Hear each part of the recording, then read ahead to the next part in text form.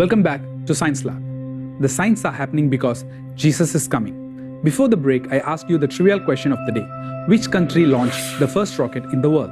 Option A, Russia. Option B, Germany. And option C, United States. And the answer is option B, Germany. The first rocket which could fly high enough to get into space was the V2 missile, which was first launched by Germany in 1942.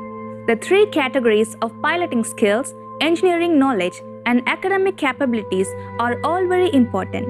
But by the time we get to the Gemini program, you really begin to major on engineering requirements and engineering skills because you are going to be testing the very things that would underpin the Apollo program in an engineering fashion.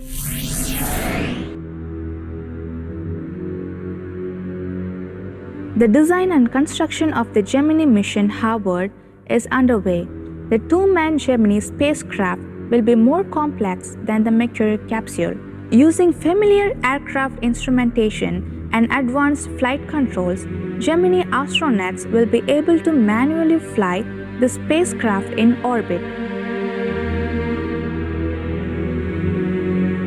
When the Gemini spacecraft were designed for 2 asteroids, it had an incredible amount of capability in terms of maneuverability, but also in terms of longevity. And that's where Gemini can really be regarded as a pilot spacecraft. And the astronauts at that time were intimately involved in designing the systems as well as some of the future capabilities not only of Apollo but of Gemini as well.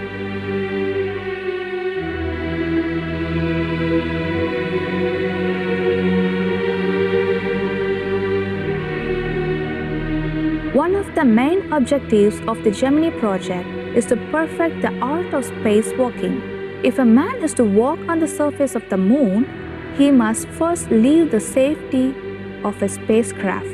Gemini astronauts are the first to train for these specialized spacewalks known as EVAs, extravehicular activities. Learning to survive and work outside the capsule is NASA's top priority.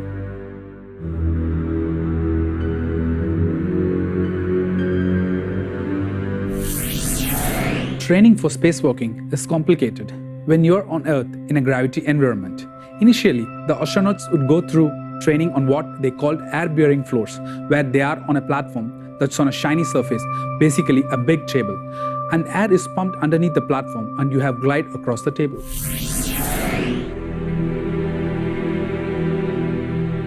Aeronauts practice using the handheld maneuvering unit known as the ZipCon, a device that allows an aeronaut to fire pressurized oxygen from small jets to control his speed and direction in space.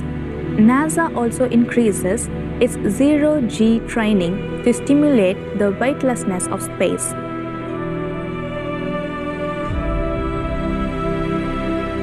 Every Gemini mission is designed to re-enter the Earth's atmosphere above the Pacific Ocean and have the capsule splash down with an recovery distance of a US Navy aircraft carrier.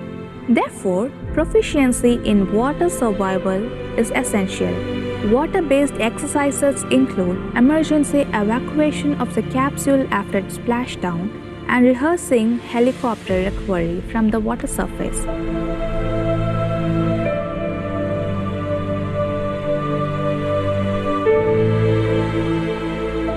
In the event of an emergency re-entry to the Earth, the Gemini capsule may land in a desert or a remote jungle instead of the desired water landing. As an added safety precaution, NASA puts the aeronauts through rigorous wilderness survival training.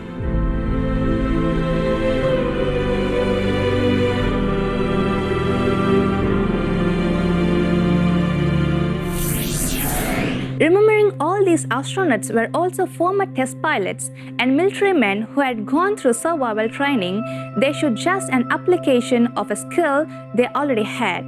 Learning to work as a team because your life depends on it is very similar to the military. Your team becomes your family. And if you are doing survival training in the middle of the desert, you can need to rely on your colleagues. So it is a matter of teamwork to ensure that you survive. So survival training is an integral part of astronaut training.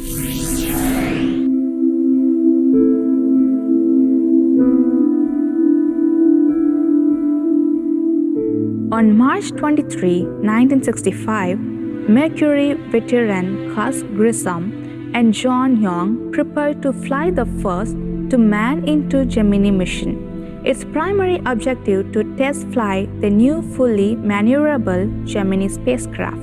During their 5-hour mission, they controlled thrusters to adjust the shape and altitude of their orbit. Gemini 3 is a success and begins the refinement of the flight techniques that will be vital to a lunar mission.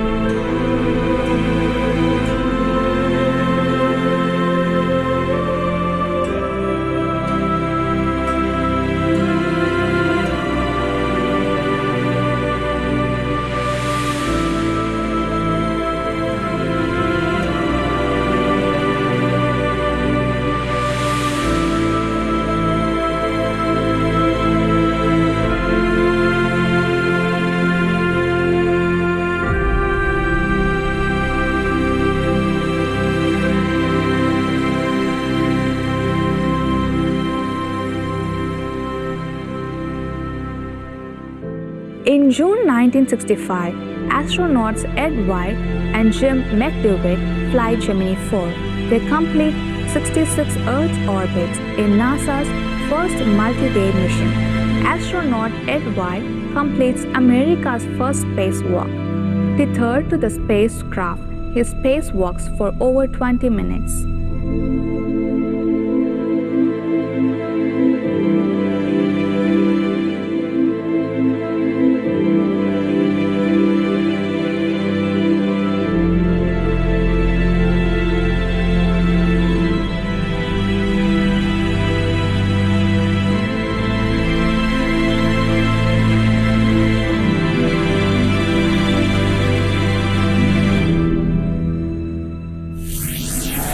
Gemini 4 showed that spacesuits work, that human beings can operate in the vacuum. The next challenge was to show whether or not an astronaut can do work, and this is where the difficulties came in. Gemini 9, Gemini 10, Gemini 11, and Gemini 12, 4 missions to try to rehearse what it's going to be like to do physical tasks in space, and the environment is unforgiving.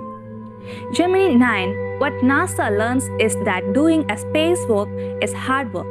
Eugene Cernan, who ended up being the last man on the moon, this was his first space flight, and he lost nearly a stone of weight, so something like 5 or 6 kilograms of sweat in a spacesuit, and barely managed to get back to the Gemini capsule in one piece. Gemini 10, Gemini 11, all those missions, as soon as the astronauts had to perform tasks, their spacesuits were overheating. They are realizing it required an incredible amount of muscular effort, and those challenges were really accumulating.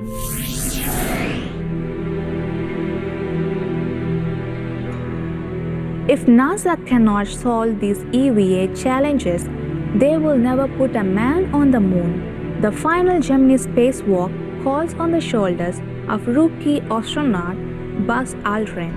An experienced scuba diver, Aldrin spearheads a new underwater training program known as neutral buoyancy. In an inflated pressure suit, astronaut Edwin Aldrin, part of Gemini 12, is weighted with 60 pounds of lead. He was positioned at the prepared workstation by scuba divers.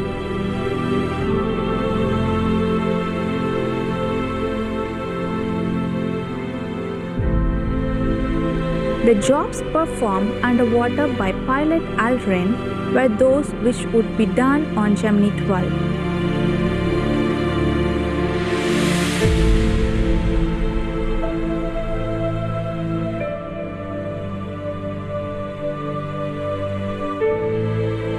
NASA has one last chance to perform the perfect EVA.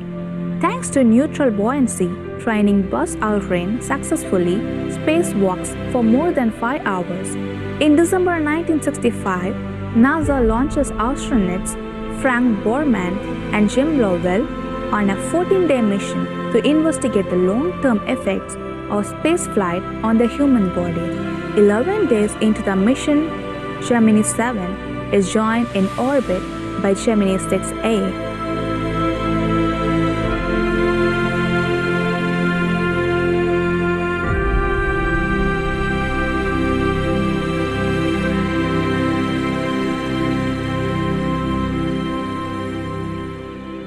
Working together, the 4 astronauts performed the very first manned spacecraft to rendezvous.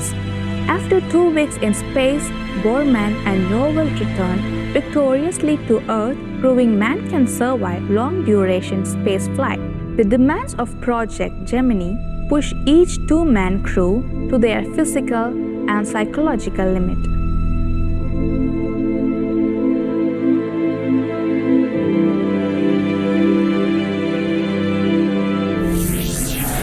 Gemini emerged in order to take off 3 essential boxes for moon mission: long-duration flight of up to 14 days, extravehicular activity EVA spacewalking, and finally, of course, there was readiness and docking, which was essentially to come back to the mothership from the surface of the moon. And so, without Gemini, we would have had to have put all those things into the Apollo program and been years behind. Of the final 5 Gemini missions, every single crew member went to the moon on Apollo, and it really shows that the people they were picking had of the right stuff. They had determination, they weren't going to give up when challenges emerged, and ultimately, they became the only human beings to have explored another world. Apollo 11 mission was a giant leap for mankind and also the beginning of the new era, the era of the exploration of the space. Bible says in Obadiah 1:4, "Though you ascend as high as eagle, and though you set your nest among the stars, from there I will bring you down, says the Lord." What was said in the Bible is happening in our lifetime.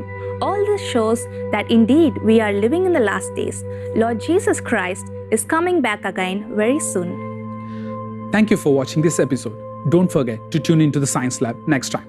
Remember, signs are happening because the Lord Jesus is coming. Maranatha.